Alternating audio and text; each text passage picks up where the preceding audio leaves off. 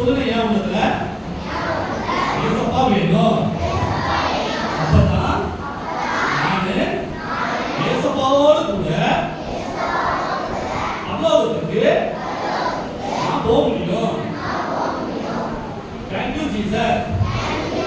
இப்ப பாருங்கம்மா, புரியுதாப்பா? how much கவுனாங்க, this much கவுனாங்க புரியுதா?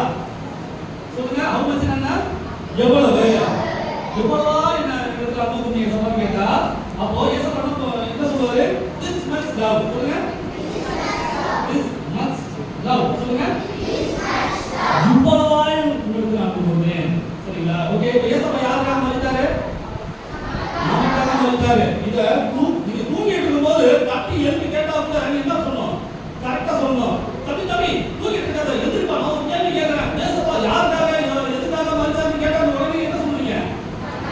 ஏசப்பா எனக்காக தான் மரித்தாரு, என் பாவத்துக்காக தான் மரித்தாரு, என்னுடைய சாபத்துக்காக தான் மரித்தாரு, என்னுடைய வறுமை பற்றாக்குறை, என்னுடைய வியாதிகளுக்காக தான் அவர் மரித்தாரு. அவர் மரித்ததுனால தான் இப்பொழுது நான் உயிர் பெற்றிருக்கிறேன், ஜீவன் பெற்றிருக்கிறேன், வியாதியிலிருந்து விடுதலையாக்கப்பட்டிருக்கிறேன், நோயிலிருந்து விடுதலையாக்கப்பட்டிருக்கிறேன். அடிச்சு ஆணித்தரமா சொல்லணும். எத்தனை பேர் சொல்லுவீங்க? இதுதான் இயேசுவின் அன்பு. சொல்லுங்க,